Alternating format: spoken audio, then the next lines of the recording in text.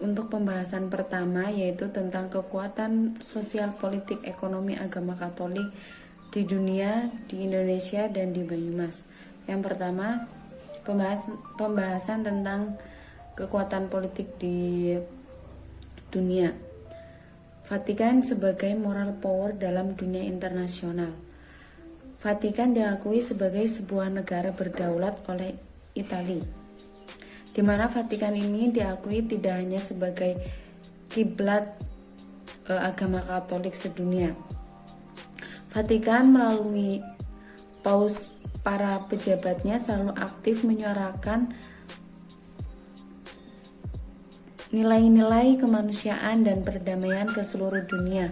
Dalam hal ini, Vatikan selalu melihat berbagai isu global dan kacamata Gereja Katolik. Yang kedua, pengembangan sosial ekonomi di Indonesia atau PSE di Indonesia. Pengertian dari PSE ini merupakan tim ini menangani perencanaan, pelaksanaan, dan koordinasi kegiatan dalam upaya mengembangkan aspek sosial ekonomi umat dan masyarakat. PS ini mempunyai prioritas untuk memberdayakan kaum kecil, kaum lemah, tersingkirkan, dan agar dapat mencapai kesejahteraan hidupnya.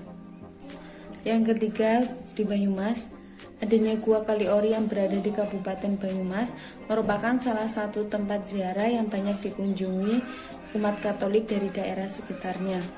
Selain sebagai tempat ziarah bagi umat Katolik di Purwokerto, ada dua tujuan berdirinya Gua Kaliori di Banyumas dalam bidang perekonomian, yaitu menyediakan lapangan kerja bagi masyarakat setempat di sekitar lokasi gua dan melestarikan lingkungan.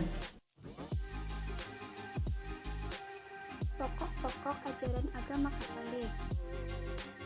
Agama Katolik merupakan salah satu agama yang ada di Indonesia. Agama Katolik mendasarkan diri pada Yesus Kristus yang diimani sebagai Allah yang menjadi manusia. Dalam agama Katolik inti, ajarannya adalah cinta kasih pada Tuhan dan sesama. Selain sebagai ajaran cinta kasih, merupakan hukum bagi umat Katolik di mana setiap hukum mengundang setiap yang terkait untuk menjadi pelaksana hukum. 10 perintah Allah. 1. Jangan menyembah berhala. Berbaktilah kepadaku saja dan cintailah aku lebih dari segala sesuatu. Yang kedua, jangan menyebut Tuhan Allahmu dengan tidak hormat. Yang ketiga, kuduskanlah hari Tuhan. Yang keempat, hormatilah ibu bapakmu. Yang kelima, jangan membunuh. Yang keenam, jangan berzina. Yang ketujuh, jangan mencuri. Yang kedelapan, jangan bersaksi dusta tentang sesamamu. Yang kesembilan, jangan mengingini istri sesamamu. Yang 10, jangan mengingini milik sesamamu secara tidak adil. 5 perintah gereja. 1. Rayakan hari raya yang disamakan dengan hari Minggu. 2. Ikutlah perayaan Ekaristi pada hari Minggu dan hari raya yang diwajibkan, dan janganlah melakukan pekerjaan yang dilarang pada hari itu. Yang ketiga, berpuasalah dan berpantanglah pada hari yang ditentukan. Yang keempat, mengaku dosalah sekurang-kurangnya sekali setahun. Yang kelima, sambutlah tubuh Tuhan pada masa Paskah. 2. Perintah kasih. Dalam perintah ini tercakuplah segala perintah yang lain. 1. Kasihilah Tuhan Allahmu dengan segenap jiwamu dan dengan segenap akal budimu. Yang kedua, kasihilah sesamamu manusia seperti dirimu sendiri. 8 sabda bahagia. 1. Berbahagialah orang yang miskin di hadapan Allah, karena merekalah yang punya kerajaan surga.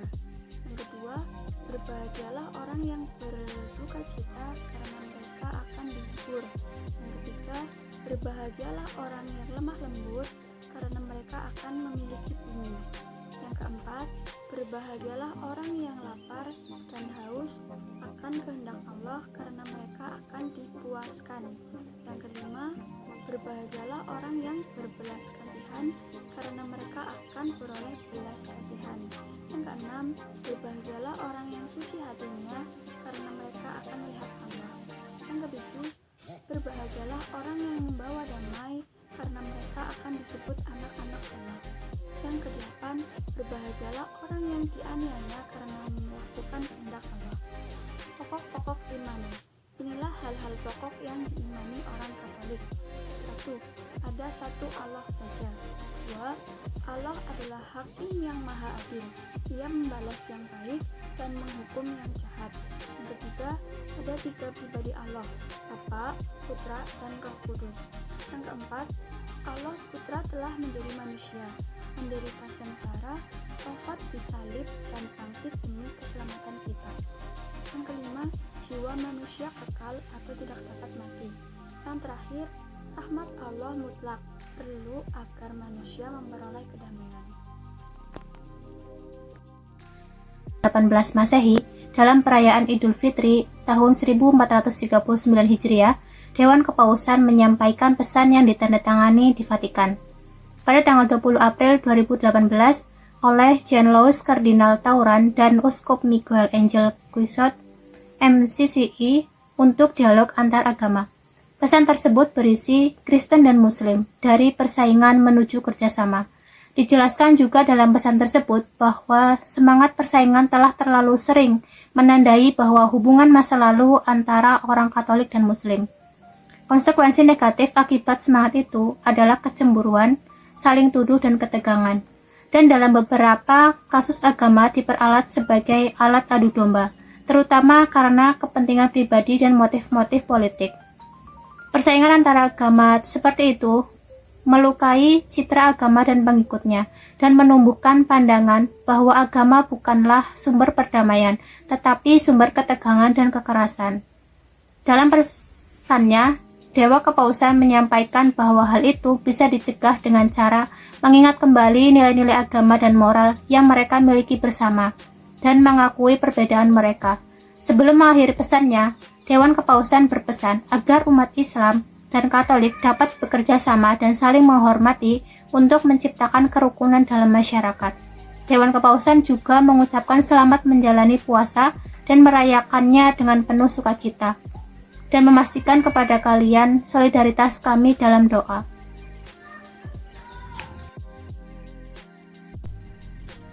Hubungan Katolik dan Islam di Indonesia. Pada awalnya, hubungan orang Portugis yang beragama Katolik dan penduduk Islam di Ternate berjalan harmonis karena kedua belah pihak menyadari adanya keuntungan dari kerjasama perdagangan. Dari tahun 1532 dan selanjutnya, para pendeta berkebangsaan Portugis mulai aktif menyebarkan ajaran Katolik dan kepada penduduk asli, dan pada akhir abad ke-16, sekitar 20% penduduk Maluku bagian selatan diklasifikasikan menjadi umat Katolik. Dua lokasi lain yang menjadi wilayah pemukiman orang Katolik yaitu di Larantuka Flores dan di Lima. Pada saat ini, Katolik dan Kristen adalah agama minoritas. Saat mereka menyadari posisi mereka sebagai minoritas, akhirnya mereka berusaha menjalin hubungan baik dengan umat Muslim agar tidak terjadinya perpecahan yang menimbulkan ketegangan dan saling tuduh. Mereka juga mendukung penuh adanya persatuan Indonesia. Sedangkan hubungan Islam dan Katolik di Banyumas pada 2016 tercatat oleh BPS atau Badan Pusat Statistik Kabupaten Banyumas sekitar 11.293 orang beragama Katolik. Artinya meskipun minoritas agama Katolik masih bisa berkembang dengan pesat pada saat ini. Terkait hubungan antara Islam dan Katolik di Banyumas, diduga memiliki hubungan yang baik. Hal ini dibuktikan dengan adanya Desa Kesadaran Kerukunan pada tahun 2019, yaitu Desa Banjarpanepan, Kecamatan Subyuh, yang memiliki 5 agama lebih dalam satu desa termasuk agama Katolik. Pemerintah juga menghimbau agar masyarakat memiliki kesadaran beragama agar tidak terjadi perpecahan.